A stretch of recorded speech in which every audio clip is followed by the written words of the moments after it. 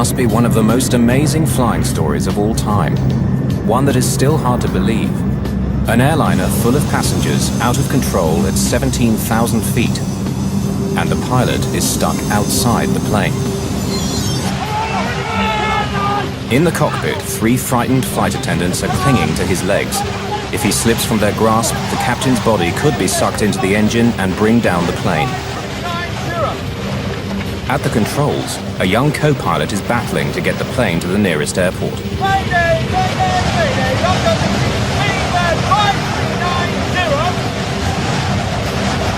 The lives of 87 passengers and crew hang by a thread. A lot of people go through life thinking it'll never happen to me. But you tend to go through life thinking it can. I said I thought I was going to die. Mother, I thought I was going to die. This bizarre accident tested the limits of human survival. And the investigation that followed not only exposed the mistakes behind it, but led to new ways of preventing them.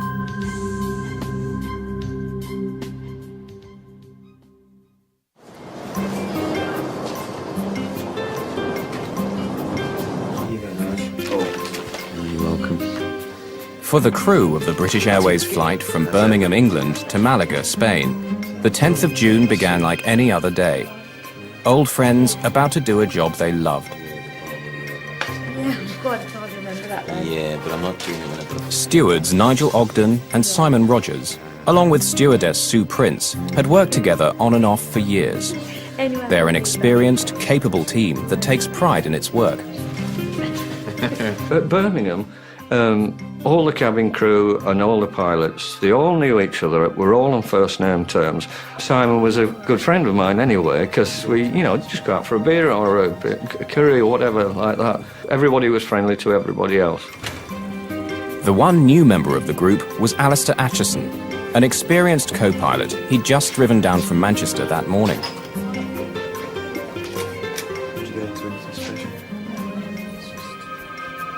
Morning, Alistair. Come on in.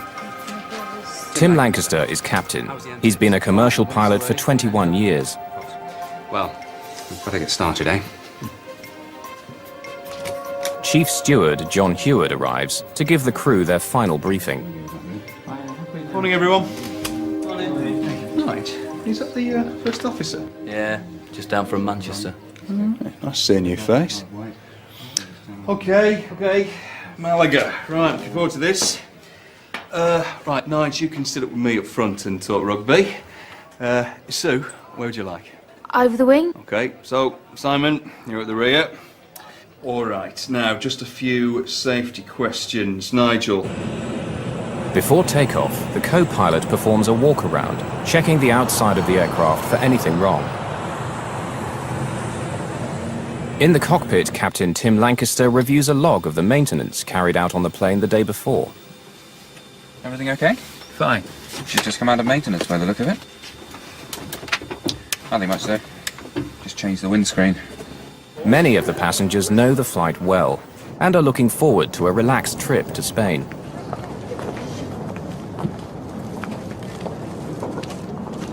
I was going to catch a plane from Birmingham to Malaga to meet my mum. My sister and I were joining her there for a week's holiday, a girls' week. I live in the south of Spain, and 2 or 3 times a year I come back to see my grandchildren and also my mother. So everyone lives near Birmingham, so that's the route I normally take, Malaga-Birmingham.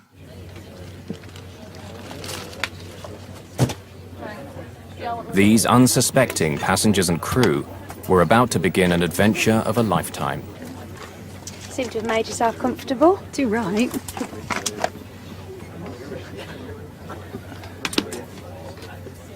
Ladies and gentlemen, this is your captain speaking. My name is Tim Lancaster. Welcome aboard this British Airways flight to Malaga. Unfortunately, He seemed laid back and quite jovial, really. Sort of well, it's a lovely day in Malaga, blue skies, sunshine. Sit back and enjoy the flight. Sunny, and we still expect to get you there on time. Birmingham Tower, Speedbird 5390. We're ready to start and push. Speedbird 5390, clear to start and push. Ladies and gentlemen, we are now going to take you through our Safety procedures and equipment.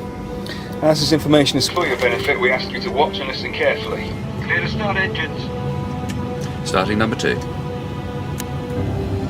Emergency exits are on both sides. The stewardess shows you the emergency exit and all the emergency gear. And, of course, nobody's really watching. One chap was quite blasé, he was reading the Times, and people weren't really bothering because we've all been on flights, and, you know, it's no big deal. The air can be topped up by using the mouthpiece, and there is a whistle for attracting attention.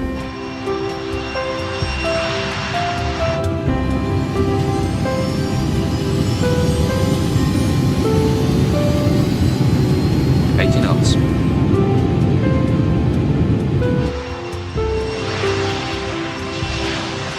The BAC 111 was known as the Jeep of the skies, a workhorse that was easy to maintain and had a good safety record.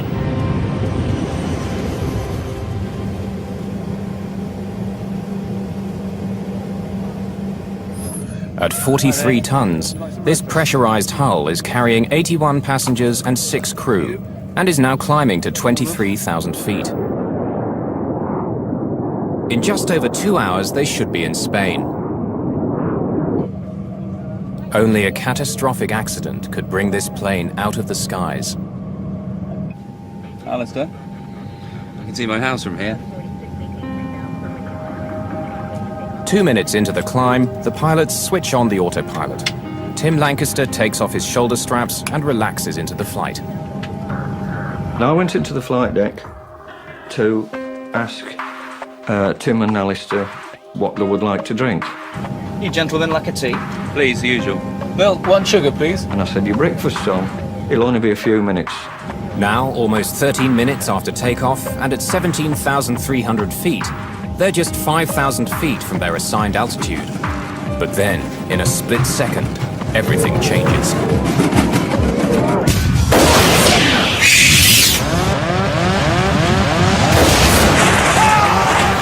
With a huge explosion, the captain's windscreen blows out into the sky. Almost immediately, a white fog forms. A sort of really intense stomach, body-shaking thud.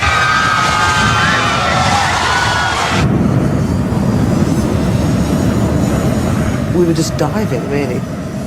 And then we started to judder like this. And I was a bit stunned. I thought, oh God, it's a bomb. Alistair, the co-pilot, is suddenly fighting for control in a 350-mile-an-hour wind. There's no time to think about the captain, who's been blasted out of the window by pressurized air escaping from the aircraft. The rushing wind pins Captain Lancaster to the roof of the cockpit.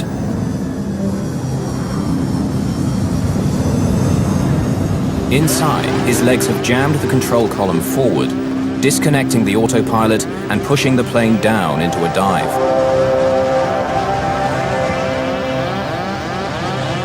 Alistair Acheson needs all his flying experience now. He's on his own.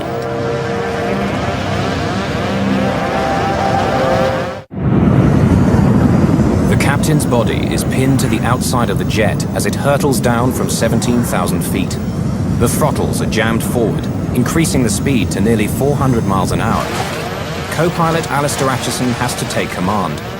While he fights to bring the plane under control, steward Nigel Ogden can see his captain is being sucked out of the aircraft. And I looked in, the flight deck door was resting on the controls, and all I could see was Tim out the window. I jumped over, put one foot in the captain's footwell, and the other one was down the side of his seat. I just grabbed him before he went out completely. Nigel Ogden holds on to the captain for dear life. Outside, a 390-mile-an-hour blast of wind at minus 17 degrees centigrade smashes into Tim Lancaster's body. The tornado in the cockpit is giving Acheson major problems.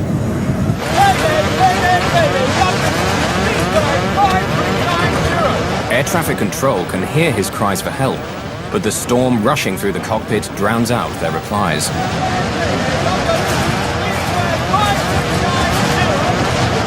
The captain's feet are still pushing against the control column, and Alistair is struggling to get full control of the plane. He's now diving through some of the busiest air lanes in the world, with the added danger of a mid-air collision.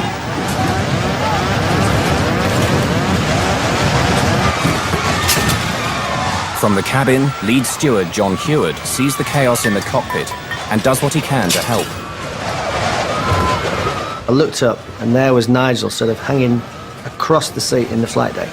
In front of me, the flight deck door had fallen forwards and trapped itself between the actual door frame and the throttles of the aircraft. So I literally stamped on it twice, and it literally broke into 3 or 4 pieces. Behind, on the wall of the flight deck, there is a spare seat for anybody to observe the flight or whatever. And I thought, well, if I put my arm through the seatbelt there, I can grab both of them, and at least we've got some sort of anchor point inside the aircraft. Alistair, who's never flown with this crew before, has to leave them to their own devices and focus on getting the plane to safety. He now has control of the throttles. John and Nigel have wrenched the captain's feet away from the control column. But instead of slowing down, Acheson decides to continue the rapid descent. It will quickly take him out of the way of any other air traffic and take him to a lower altitude where oxygen equipment won't be needed. Staying too long at a high altitude risks oxygen starvation, and this older aircraft is not fully equipped with oxygen for all the passengers on board. The airspeed indicator goes into the red.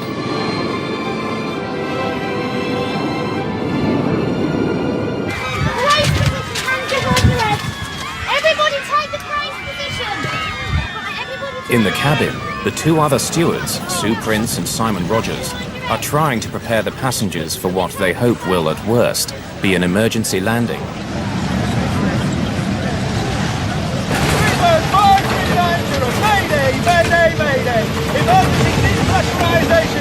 They've dived to 11,000 feet in just 2.5 minutes.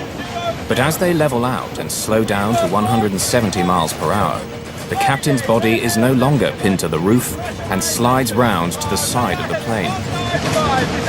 Flight level 100. Radar heading 195. Working his way from the back of the cabin, steward Simon Rogers now catches sight of the chaos in the cockpit for the first time.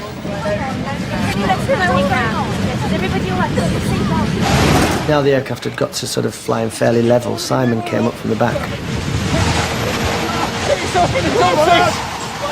Nigel was beginning to get really sort of achy now with his arms, and I knew he wasn't going to let go unless he was sure that Tim wouldn't fly out of the window. We all had fear in our eyes. We were all worried sick because we thought, you know, either Tim's going to die or we're going to die, you know. That was going through my mind. But it was up to Alistair then, and it was up to us 3, Simon and John and myself, to hold on to grim death. All I remember is Tim's arms flailing out. His arms seemed about 6 foot long. And I'll never forget that. His eyes were wide open. I mean, his face was hitting the side of the side screen. But he didn't blink. And I thought to myself, and I said to John, I said, I think he's dead. I think he's dead. And I said, you and Sil have to hold on. I can't hold on anymore. I can't hold on anymore. I've lost the feeling in my arms.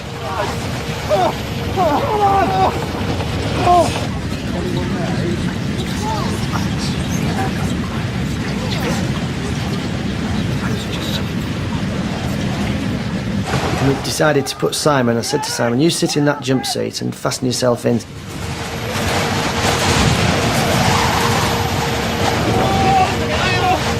With Simon sitting in the seat, we'd freed Tim's legs from between the control column and the seat.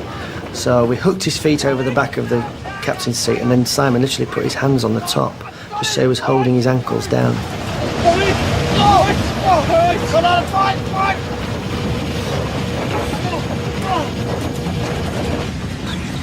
look, what's going on?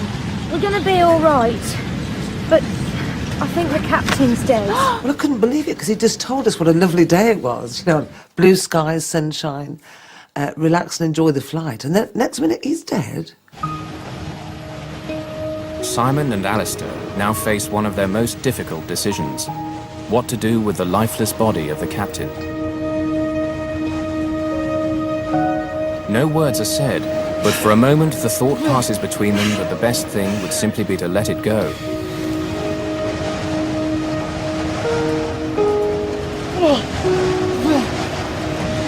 No! Can you hold on to it, please? But Alistair's order isn't simply an act of compassion. Releasing the body at the position it was in, it would have gone close to the upper area of the wing. It could have damaged the leading edge of the wing. Had it gone over the wing, it could very well have gone into the engine. Quite a lot of damage could have been caused by the release of the body. So I think it was a very sensible decision to try and keep him where he was. Alistair has managed to get down to 11,000 feet. Without the captain to help, he's operating the plane's systems from memory and shepherding it around Heathrow, some of the most congested airspace in the world. 7 minutes out of contact with the ground, he's able to hear the voice of air traffic control for the first time. Requesting radar assistance onto the nearest airfield, please. Speedbird 5390, roger. Can you accept landing at Southampton? Speedbird 5390, I am familiar with Gatwick. Would appreciate Gatwick. Alistair wants to land at Gatwick Airport, as he's flown there many times before. But Southampton is nearer, and even though he's never flown there before, he knows he has to get down fast. And I am on 150 knots. Requesting radar assistance into Southampton. When you're going to an airport that you're not used to, you normally have charts, let-down plates, that kind of thing that you can read up on and learn something of the airport you're going to. But he knew nothing of Southampton. He hadn't been there. He had no charts because everything had gone out the window. There was no let-down plates to look at the approach and so on.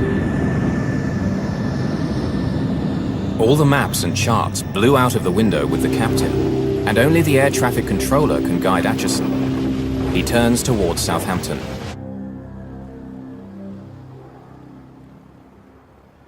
Southampton, this is Speedbird 5390. Do you read? Speedbird 5390. Good morning. Identified on handover from London radar 6 miles west of Southampton Airfield. What is your passing level? Roger, sir. I am not familiar with Southampton. Request you shepherd me onto the runway. When he spoke, he was obviously stressed. It sounded as if he was under a fair bit of pressure. What is your number of persons on board? We have 84 passengers on board, and I think that will be all until we are on the ground. Roger, that's copied. I've been advised it's pressurisation failure. Is that the only problem? Negative. The captain is half out of the aeroplane, I understand. I believe he's dead. Roger, that is copied. My feeling was, when he told me what was going on, it was one of disbelief, because it doesn't actually happen. You know, it's one of these things that you see in films, that happens in films, but it doesn't happen in real life. And it was sort of the hairs in the back of the neck go up, and there's this feeling down the spine, the tingle down the spine, and you think, no, it's not for real, but it's got to be. Flight attendant holding on to him, but requesting emergency facility for the captain. I think he is dead. Affirm. What is your passing level? Leaving flight level 5,500 feet on 1019. Roger, that's copied. I'll give you a little bit more space, then I'll turn you on to a heading of 180. Yeah, it's a full emergency. It's a 111. Rundle contacts the emergency services at the first opportunity. I don't know how many people are on board, but I'll let you know.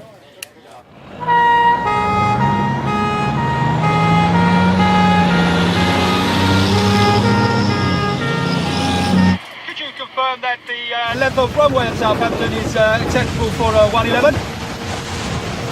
Yes, it is acceptable for a 111, and I'll give you the figures shortly. As long as we have at least 2,500 metres, I am happy. I'm afraid we don't have 2,500 metres. Neither do Bournemouth. We have a maximum of 1,800 metres.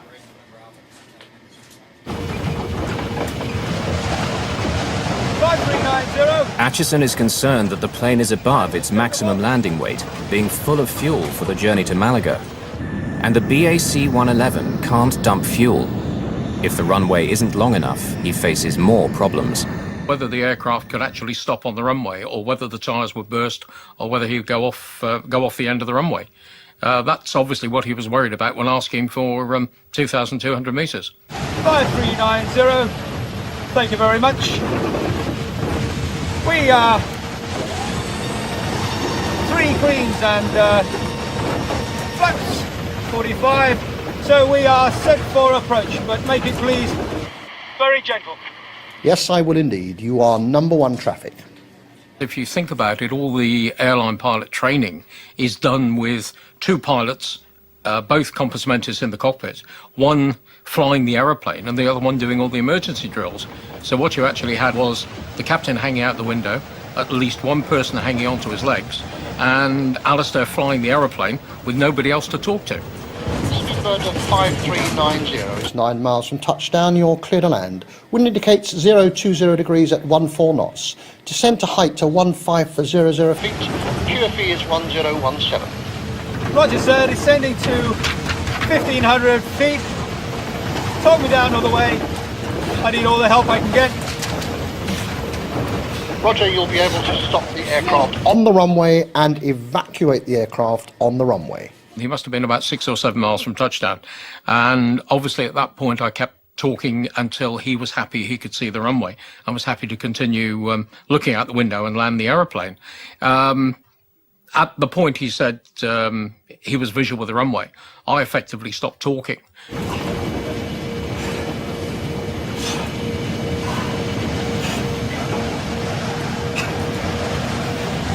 Not acknowledge unless requested. It will be an uninterrupted talk down, but feel free to interrupt if you feel you need to. 5390, thank you very much. I have the runway in sight. Thank you, you are clear to land. Do you wish me to continue with any further information? Negative.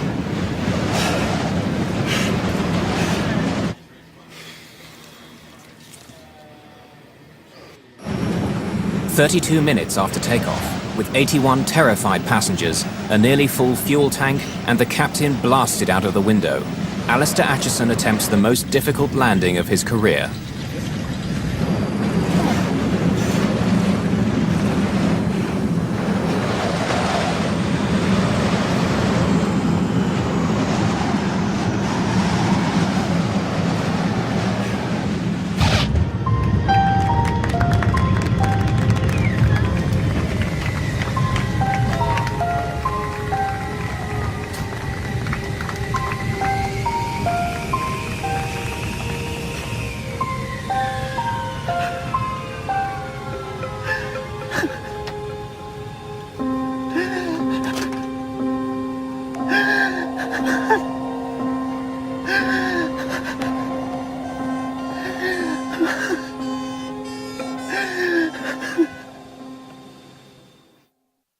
At 8:55 a.m., flight BA5390 makes a perfect landing at Southampton Airport.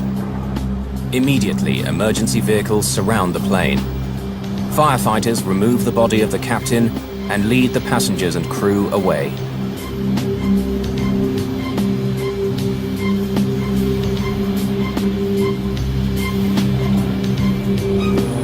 I remember seeing the co-pilot, the man who really, if it wasn't for him, we'd have been on the other side by now, and is walking down the runway very slowly, shaking his head, and he got an ambulanceman walking with him with his arm around the shoulders of the co-pilot.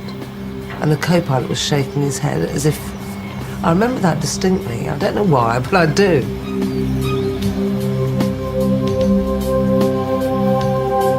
Alistair Atchison has carried out a remarkable piece of flying, almost unprecedented in aviation history. He has had to pilot his plane without his captain, who has undergone physical stresses that nobody could have been expected to survive.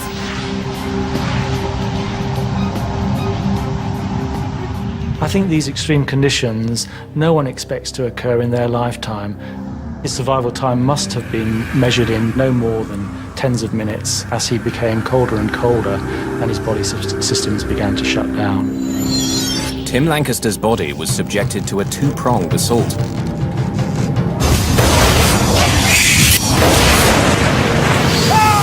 The physical violence that his body suffered being blown out of the plane, and the extreme cold and lack of oxygen at 17,000 feet.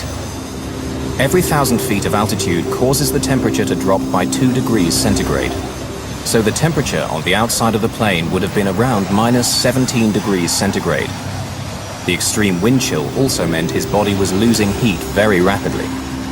He would have lapsed into semi-consciousness and then unconsciousness, and as the temperature, his core body temperature fell, he would have finally died as a result of the excessive cold in that environment. Despite the trauma that Captain Lancaster's body suffered, there was one final twist to his story.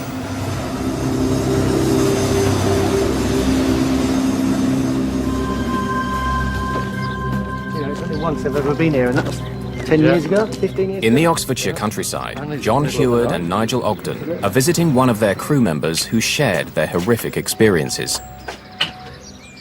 Here he is. Hi, guys. John, how are you? Nice to see you. Nice to see you, mate.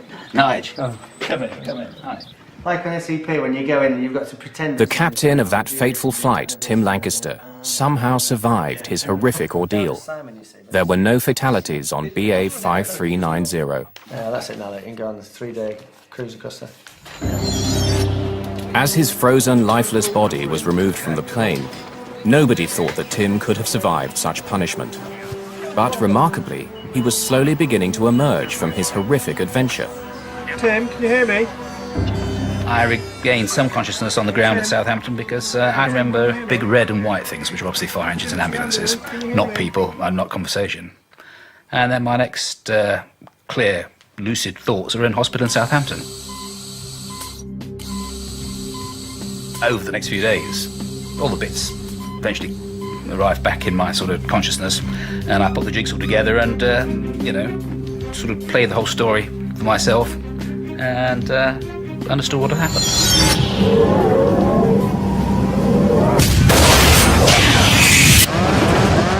There was a big bang, a noise of all the air escaping, but I remember watching the windscreen move away from the aircraft, and then it had gone like a bullet. It disappeared into the distance. And I think there was an even bigger bang, or there was an even bigger bang. And I was very conscious of going upwards. And, well, the whole thing became completely surreal then, as it would. And I was aware of being outside of the airplane, but that really didn't bother me a great deal. What I remember most clearly is the fact I couldn't breathe because I was facing into the airflow. And I turned round and actually turned my body round. I was sort of looking back along the top of the aircraft at that stage, and I could breathe then. And yes, I remember that. I can remember seeing the tail of the aircraft. I can remember the engines going round, and then I don't remember much more. Memory stopped at that point. I went down there last year, but they've changed the airport totally now. I'm glad I did hold on, because Tim was alive. I mean, he's a very strong man. He must have been. To survive that, I wouldn't have been able to survive it.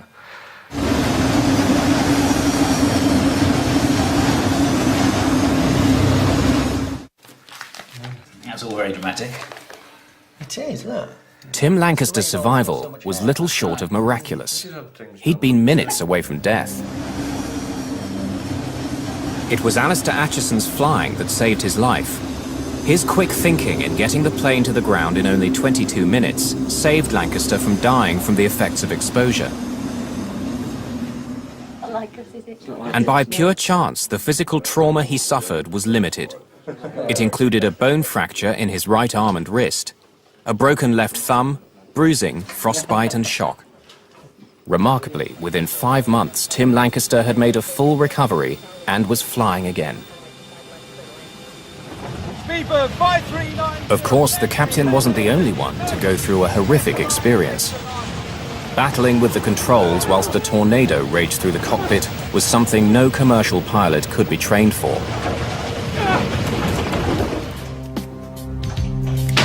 If it goes comfortable at all, just let me know. The few pilots who are able to understand the experience of Acheson and his crew include these young Royal Air Force trainees. Officer Shapley, seat 7. Line Officer Bolton, seat 3. They are being put through a simulation of an explosive decompression in this hyperbaric chamber. It duplicates the effects of a window blowing out at 25,000 feet. Individual intercoms. Checked and operated. All connections. Checked and firm. Console checks are complete. Clear to claim instructions of the medical officer. Climbing to 8,000 feet at 4,000 feet per minute. The atmospheric pressure is initially set to 8,000 feet. This is the pressure inside the sealed cabin of most commercial aircraft. Anyone can survive this for many hours with no ill effects. Any higher than that, and the experience is very different. Is enabled. Students, listen in. Will all students please indicate with a clear thumbs up that they are ready for rapid decompression? 8 thumbs, rest your thumbs. Students, stand by for rapid decompression. In 5, 4, 3, 2, 1, now.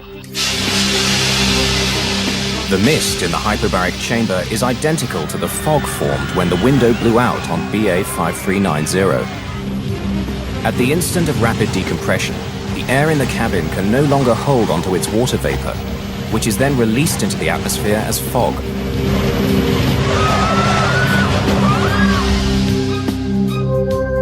Chamber altitude is stable at 25,000 feet. High hold is enabled. Cross vent is on and you're clear to commence hypoxia training. Good, well done. Good, we'll commence hypoxia training on students 7 and 8. Confirm 7 and 8. Once the fog clears, then the lack of oxygen at that height begins to tell. Talk them up.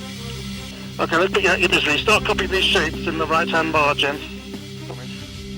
Without oxygen, at first we begin to see a reduction in their reaction speed, and we see personality changes, much like someone experiences when intoxicated with alcohol. So we see that some students become euphoric, some students become quite subdued, and some students begin to develop forgetfulness. Have a look at the ugliness of your colleagues' faces, see if they get any prettier whilst you're becoming hypoxic, and carry on with the We see increasingly impaired performance in our students. Thinking is slowed and their reaction speed becomes increasingly slowed until they begin to develop sort of lapses of concentration, falling into unconsciousness, and finally death if their oxygen supply is not re-established. Indicating that the blood is no longer carrying as much oxygen as it was.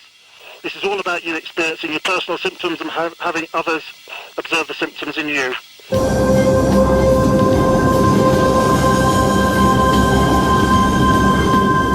Flying alone, battling nearly 400-mile-an-hour winds, and defeating the possibility of oxygen deprivation, Alistair Acheson's achievement in saving Flight 5390 was outstanding.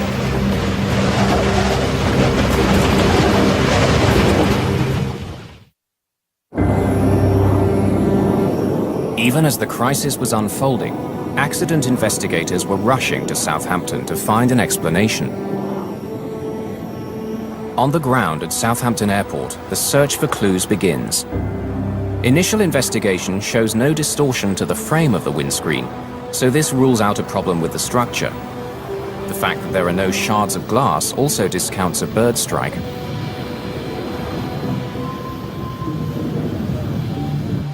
Stuart Culling, senior investigator with the Air Accident Investigation Branch, has little to go on.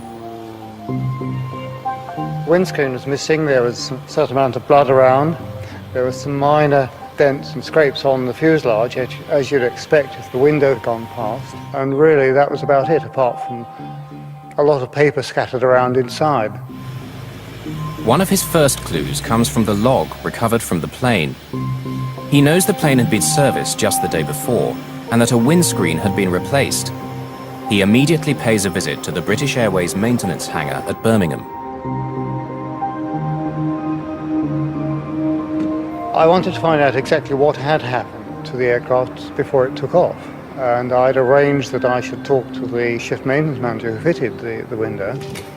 There was a slight problem there because he'd been on night duty, and consequently he had finished his shift at roughly the same time as the windscreen came out of the aircraft, and he wasn't in a fit state to be interviewed. He needed to get some sleep. Stuart Culling. Good morning. Nice to see you. I was expecting you. Yes, good. Thank you very much. Is this the hangar in question? This is the main hangar, yes. Yes. So in the meantime, I looked around the facility. I made sure that any paperwork and any records of the aircraft had been identified and taken away so they couldn't be accessed by anyone else, and waited until he came in.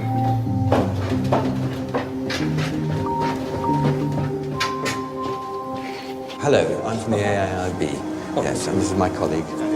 What I'd like to do today is just find out what went on during that shift pattern and how it went. Thank you very much. Did you notice anything about the window itself, any stress marks that were worrying you? My first conversation with the shift maintenance manager was relatively general, because at that stage we had no evidence that was relevant. Yourself, you didn't delegate it to somebody else and then check Stuart, it? there's a phone call for you, just come in. Oh, right. Would you mind if I took this and come back? So I took the call and found that it was information about the windscreen which had been found near Didcot, and there were something like 30 bolts found with it, most of which were one size short in diameter, one size too small in diameter. It was a crucial error. On some planes, windscreens are fitted from the inside and use the internal pressure inside the cabin to keep them in place. But on the 111, the windscreen is bolted on from the outside. Any weakness in the bolts could mean that the pressure inside the plane would blow the windscreen out. It appears Culling has very quickly found the mistake and the guilty man. I've had some news which I think is very relevant. I've heard from my colleagues who are working on the bolts. They tell me they're the wrong bolts. They're the wrong diameter. No, that's not possible. They're exactly the same bolts that I took out of there. He's a professional man. He's very keen on doing things, to his mind, in the interest of the company. And he's suddenly told that he's put a windscreen in using bolts of the wrong size. And he's absolutely shocked. I can show you. I'll show you the bolts I got out of there. One thing that came out was that he said, oh, the old bolts went into a waste bin in the hangar where he did the job, and they may still be there. So we rushed across to the waste bin and found something like 80 discarded bolts. Here. They'll be in here. This is where I put them. These are the bolts. And these are the ones you checked against the new ones? That's right, yeah. I took from the carousel. There's really excellent evidence. Gold as far as I was concerned. Well, I'll take these away. Okay. By comparing the maintenance manual to what the engineer had told him, Culling is quickly able to identify the first part of the sequence, what went wrong the previous night when the window of the BAC 111 had been replaced. We went through the whole chain of events that had occurred, and we found that there were something like 13 different anomalies which led to the fitting of the bolts. And had any of these caused him to think, the sequence of events would not have continued and there wouldn't have been an accident.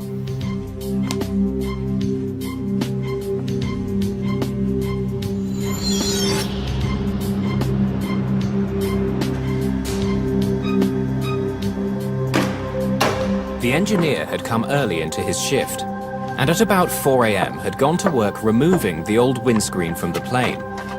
The hangar was full, and the plane had been pushed against the hangar door, which made the windscreen hard to reach. Stretched across the fuselage, he had problems controlling his screwdriver.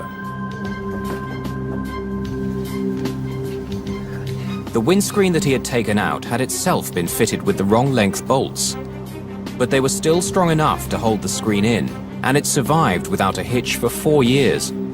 But he was a conscientious engineer, and he decided that he would replace the old bolts with new ones when he installed the new screen. He chose not to go to the parts catalogue and look up the exact bolts he needed. Instead, he went straight to the parts store. Good morning. Morning. There, he matched by eye new bolts with the ones he had taken out of the screen.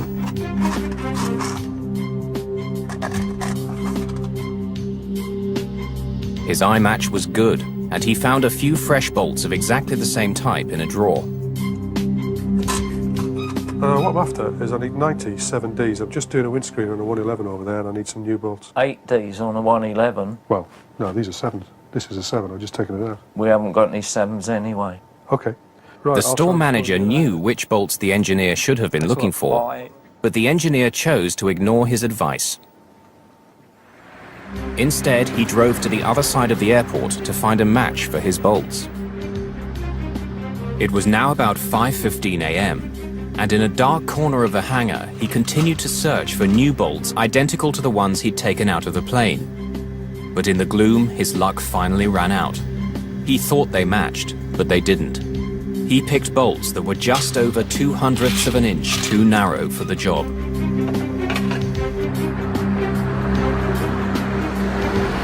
Returning to the 111, he stretched over the plane and began fitting these new bolts. Working at an angle, he couldn't see that the new bolts didn't fit correctly.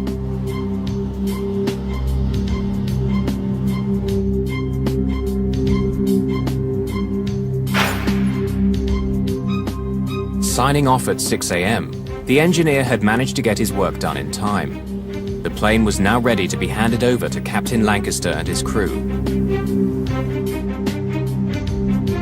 In fact, it was a disaster waiting to happen.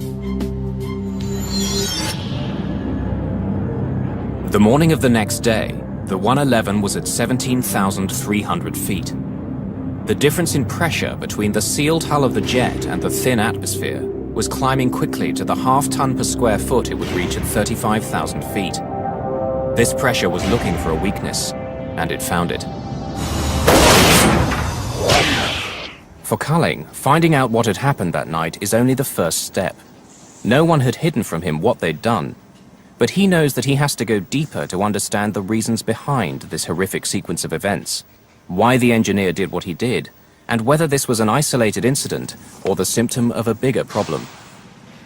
Accident investigation, certainly on aircraft, comprises two parts. The first part is what's happened, and that's usually relatively the easy bit.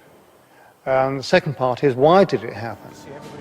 Why did the engineer ignore procedure, bypass the technical manuals, and ignore helpful advice? Culling's search for the answers was in its own way revolutionary. If we talk to people without giving them a warning,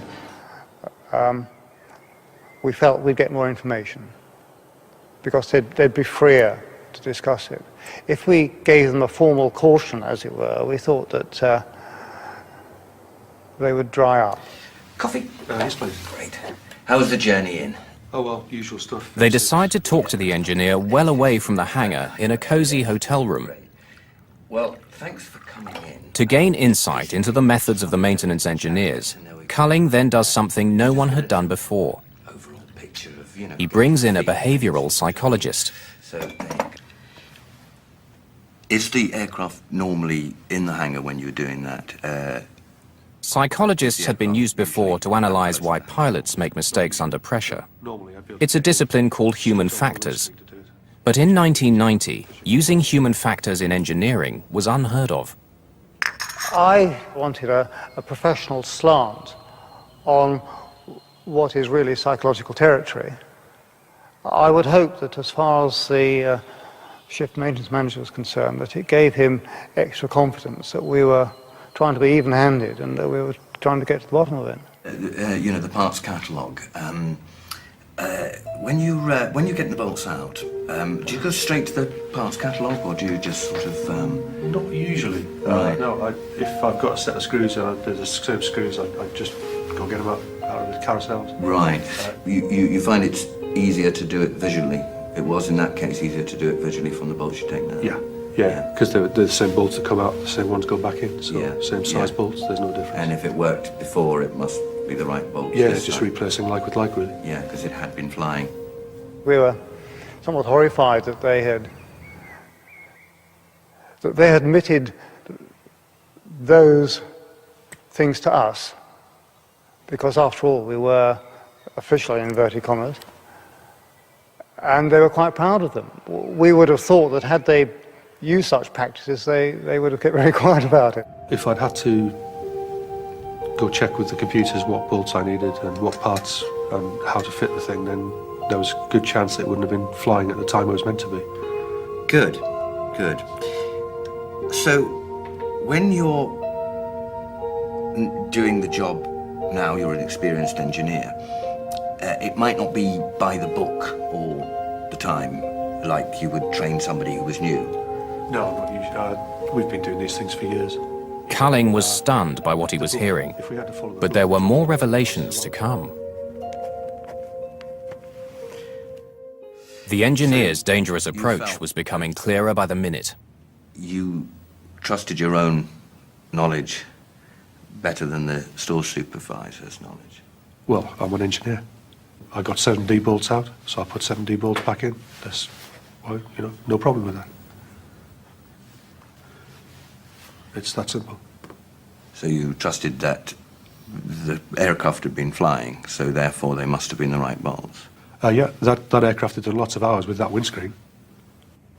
Their whole aim was to expedite work through their station.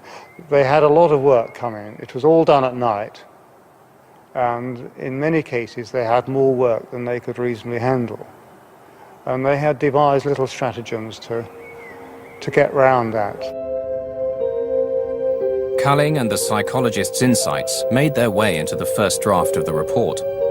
It said that there were systemic faults in the maintenance procedure in Birmingham. But under pressure from British Airways lawyers, and because they hadn't carried out their investigation following normal procedure, the final report was forced to change its emphasis. By our, I mean the Treasury solicitor or whoever was advising the branch, confirmed that under natural law it was unfair to use that information because we hadn't gone through the whole procedure. And so we had to remove that from the report. The investigators had never produced an accident report like it. Working with the psychologist, Culling developed a completely novel way of using human factors to explain why this accident happened. They uncovered pressures in the hangar that caused an otherwise proficient engineer to make potentially lethal mistakes whilst being certain he was doing the right thing. This psychological approach took air accident prevention to a new level. Through the sheer skill of the crew of BA 5390, as well as a small measure of luck, 87 people are now still alive. As a consequence of this investigation, others may never have to go through the same ordeal. In the aftermath of the accident, the crew were treated as heroes. They received numerous awards, and Alistair Acheson received the coveted gold medal for airmanship. Their colleagues also showed what they felt. One of the most moving things was to go back to Birmingham. As we walked into the airport, the whole of the airport stopped. And all the ground staff and all the check-in girls and all that just stood and applauded as we walked through the building, and it was really quite, you know, moving at the time. You sort of wanted to get out of the way so that you could sort of, you know, I don't really want to do this. It's like walking up the red carpet sort of thing. Their colleagues were applauding a team which had demonstrated the highest form of professionalism at every level. A cabin crew which worked as a team in extraordinary circumstances, and the co-pilot, an outsider who took control and worked alone to bring them all safely down to earth. Each of the crew dealt with their experience in different ways. Tim Lancaster began flying again with BA just 5 months after the accident. He's retired from BA, but loves flying so much he's now with another airline. You cannot say that, she'll shoot you. It was a special day when the first day I flew. I decided, you know, that was what I was going to do. I was going to make an effort to go back to work and get better. So having made the decision, the rest was easy. For Nigel, the man who ran to Tim's aid and held on to him for dear life, the impact of that day was far more profound. I think about it every day, and that is the truth. I think about it every single day, in one form or another, yeah, every single day. it'll affect me till the end of my days. Nigel, along with Simon and Sue, no longer fly. But John Heward is still with British Airways as a chief steward.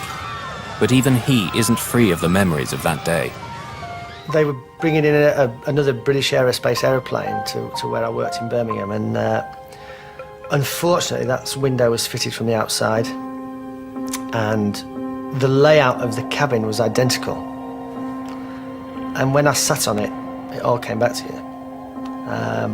But for that reason, I've gone back to work at Heathrow and fly long-haul flights again, because those aeroplanes have got no resemblance to the 111 at all. Alistair Acheson, who is still flying for British Airways, chose not to take part in this film.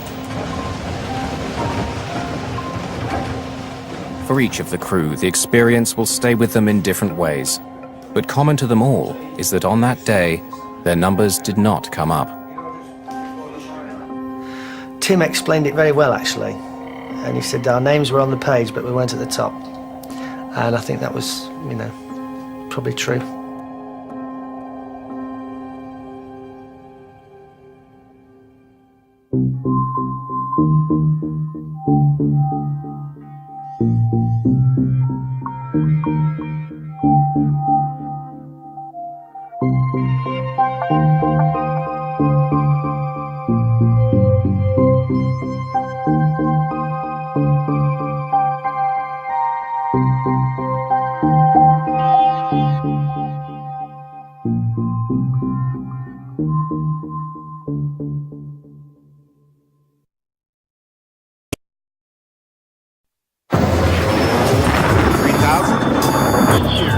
We're not getting any oxygen. We have the terrain alarm. Even Tower Aero Crew 603. We are in an emergency.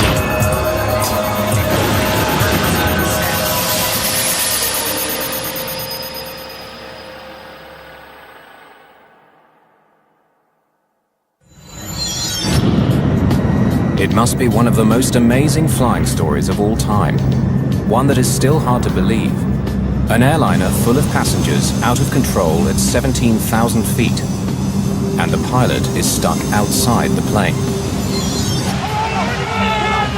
In the cockpit, 3 frightened flight attendants are clinging to his legs.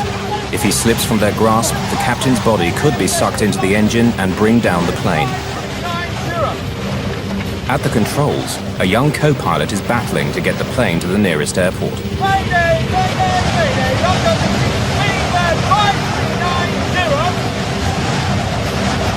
The lives of 87 passengers and crew hang by a thread.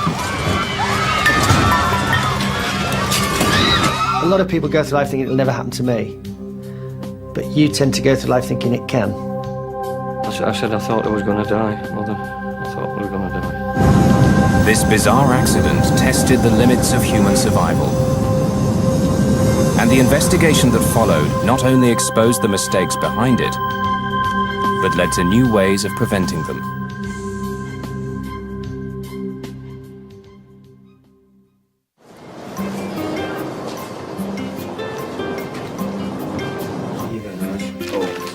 You're welcome. For the crew of the British Airways flight from Birmingham, England to Malaga, Spain, the 10th of June began like any other day. Old friends about to do a job they loved. Yeah, but I'm not doing it. Stewards Nigel Ogden and Simon Rogers, along with stewardess Sue Prince, had worked together on and off for years.